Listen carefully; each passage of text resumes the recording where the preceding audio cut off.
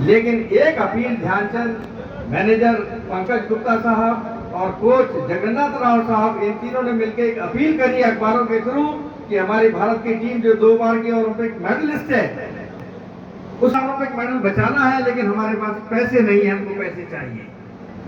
और यकीन करें, देश के लोगों ने भामाशाह बन के चंदा दिया और वो टीम गई है, वो जीत के आई है चरगोरा के 8-1 से। ये वो चीजें देश की जो हॉकी ने दी है।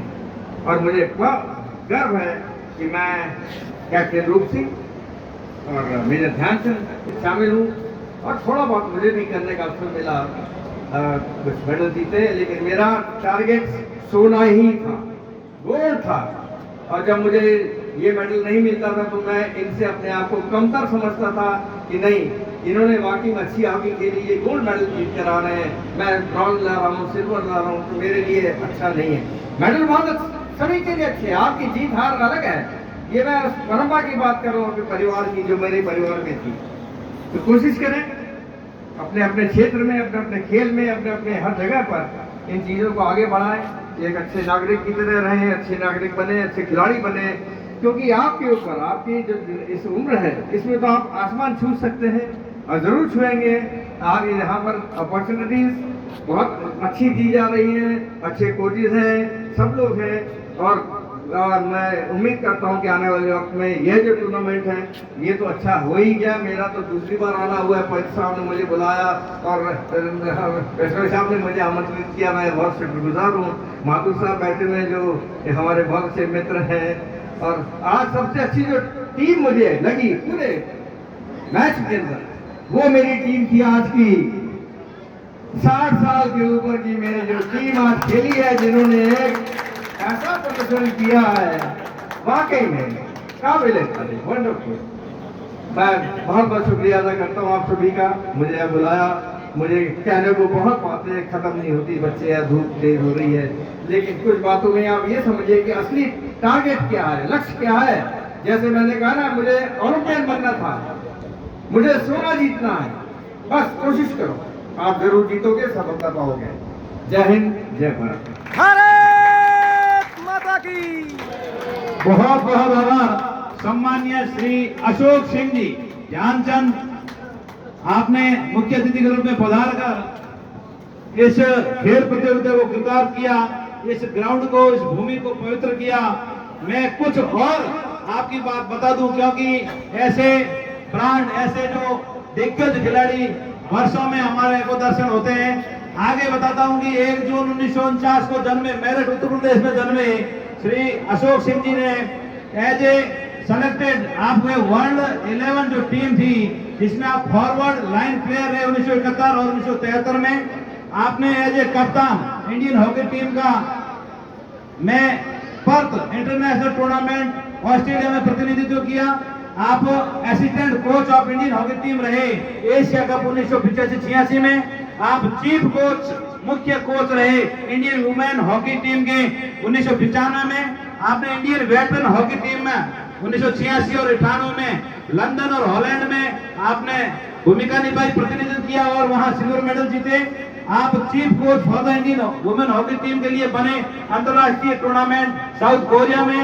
आप इंडियन हॉकी फेडरेशन में सेलेक्टर के रूप में भारतीय नेशनल टीम के लिए आप चयनित नॉमिनेटेड किए गए थे 1997-98 में। आप नॉमिनेटेड किए गए थे भारतीय सरकार द्वारा। ये हम सब कुछ कर चुके हैं, ये सब बातें जो हो चुकी हैं, ये तो इन बच्चों को अब करनी है, और ये सीढ़ियां हैं जो आपको चढ़नी है, मैं ये मान के चलता हूँ। ये उपलब्धियां मेरी उस काम की नहीं है जब जमाना था। अब ये उपलब्धि आपके कानों में इसलिए जाए कि हमको ये हासिल करनी है, हमको ये चीजें हासिल करनी है, तब इसका महत्व है इन बातों का। मैं जब खेल रहा था तो मेरे दिमाग, माफी चाहूंगा, मैं 2 लाइन और बोलने आया हूँ। समाधि स्थल है, और ये 1928 का गोल्ड मेडल, ये तो हमारे बस ये समझ लीजिए कि आप सभी को डिसाइड करना कि इसको कैसे सेलिब्रेट करें, जो सिर्फ खेलों का हो। 100 साल होगा, बिल्कुल 100 साल। ये 100 साल 1928 का गोल्ड मेडल जो सबसे पहले जयपाल सिंह रेड्डी साहब गए थे, ये इंग्लैंड में पढ़ रहे थे, ये उड़ीसा के हैं। तो ये कप्तान बन के गए थे और इनके कप्तानी में ध्यान सिंह, जिसमें सिर्फ 11 खिलाड़ी गए थे, ओनली 11 प्लेयर, पैसे ही नहीं थे। और वो पैसे किसने दिए हैं सोचिए आप, कितना पेमेंट दी थी। तो भारत उसमें टीमों के पैसे कैसे आए होंगे? भारत के सैनिकों ने एक दिन की तनख्वाह डोनेट करी थी। 1932 के ओलंपिक में पंजाब नेशनल बैंक से लोन लिया गया और 36 का मैंने बता दिया आपको।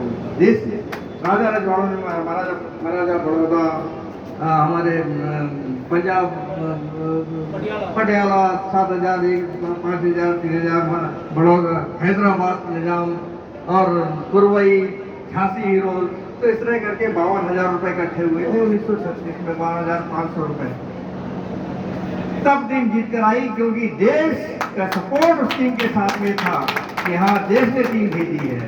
वो टीम जीत कर आई थी। यहाँ हिटलर बैठा मैच देख रहा है, 5वां गोल जब होता है भारत की टीम करती है हिटलर के ऊपर, हिटलर मैदान छोड़ के निकल जाता है। ये है भारत माता की।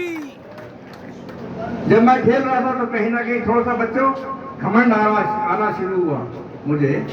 तो मैं सोचता था कि जो मेरे चाचा कैप्टन रूप सिंह, जिनके नाम की एक स्ट्रीट सड़क 1972 ओलंपिक में जर्मनी में स्थापित है, आज भी हुआ है।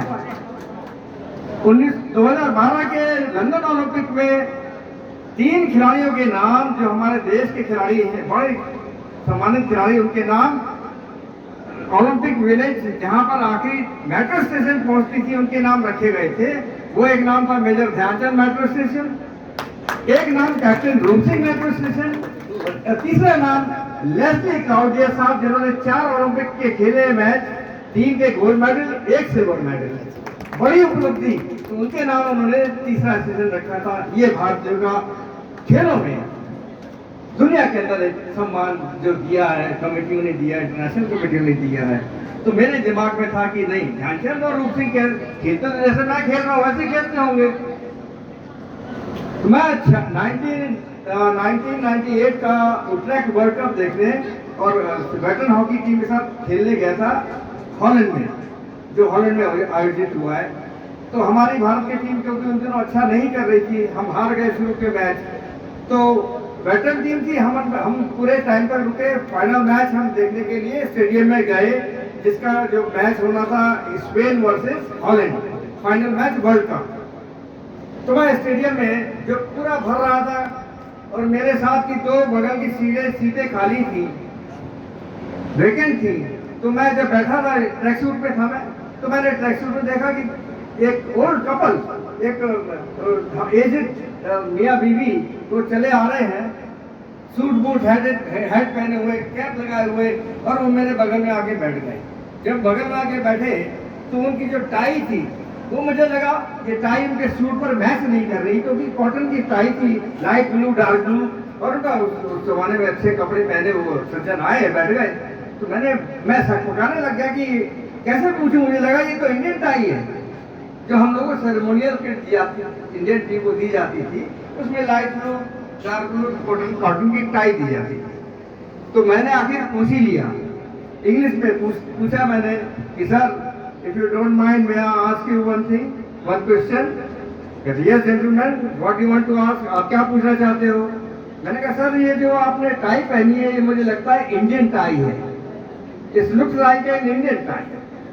Yes, this is the Indian tie. अब मुझे और लगा कि ना, how come you are wearing the Indian tie? Your team, Holland team is playing.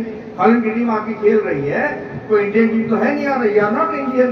कहते नहीं, इसे मैटर ऑफ प्राउड, ये मेरे लिए बहुत कीमती टाई है, बहुत वैल्यूबल टाई है, और मैं आज बड़े प्राउड के साथ अपनी टीम को चीयर्स करने आया हूँ, हॉलैंड की टीम को, ये टाई पहनकर, जो मुझे ध्यानचंद ने दी थी 1928 में जब पहला मैच हुआ था। 70 साल के बाद उस बड़े स्टेडियम में वो शख्स मेरे ही यहाँ बगल में आके बैठते हैं, और मैं उससे सवाल करता हूँ, सर ये टाई आपको किसने दी? वो कहते हैं मेजर ध्यानचंद ने दी। उसका खेल इतना अच्छा था कि मैं अपने आप को, मैच हारने के बाद 3 गोल से हराया था हमने हॉलैंड की टीम को 1928 में, कि हारने के बाद वो शख्स उनके पास जाता है, ध्यानचंद के पास, और उनसे रिक्वेस्ट करता, सर मुझे आप कोई चीज दीजिए जो मैं अपने पास रख सकूं। और बाप ध्यानचंद ने उनको टाई दी, और वो टाई 70 साल के बाद पहनकर वो इंसान मेरे बगल में आकर बैठते हैं और मैं उनसे पूछता हूँ, सर ये टाई आपको किसने दी? ये है। खड़े होकर फिर उन्होंने कहा कि फिर उसका कि मैंने कहा सर कौन ध्यानचंद? मैंने कहा मैं उनका बेटा हूँ।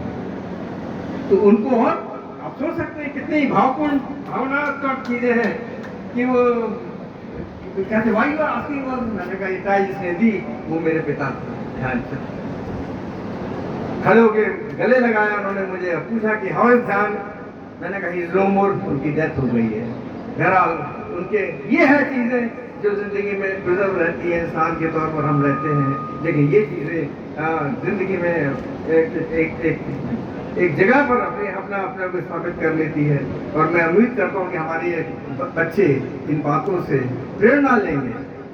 सबसे बड़ी बात प्रेरणा, अपने आप को डिसिप्लिन में रखना, दुनिया की दूसरी बातों पर ध्यान नहीं देना जो खराब होती हैं। क्या चीज़ खराब है हम सबको मालूम है। अपने लक्ष्य को निर्धारित करो, उस पर अमल रहो, आपको जरूर से जरूर आप बड़े खिलाड़ी बनोगे और सफलताएं मिलेंगी। आप बहुत बहुत धन्यवाद।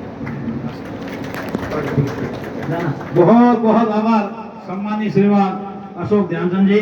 3 लाइनें और मेरे पास है, मैं चाहता हूं कि ऐसी महान हस्ती की 3 लाइनें आपके सामने और प्रस्तुत करूं। आप मुख्य कोच भारतीय महिला हॉकी टीम के लिए साउथ कोरिया जो टीम गई थी उसमें नियुक्त किए गए। आप भारतीय हॉकी फेडरेशन के सेलेक्टर चयनकर्ता बने नेशनल टीम के 1997 और 98 में। और आप इंडियन गवर्नमेंट द्वारा 5 मेंबर्स 5 सदस्यीय एक और हेड ऑफ जो कमेटी भारतीय हॉकी के बारे में जानकारी रखने के लिए बनेगी, जिसके सदस्य 2008 में बने। और आप member of Nehru Hockey Committee as well as selector of all India University team for the year 2001 and 2 and chief coach for the Indian Airlines hockey team from 1986 to 1992. Worked as chief advisor and coach at Directorate of Sports and Youth Welfare for the state of Madhya Pradesh. Coached many players throughout my career who went on to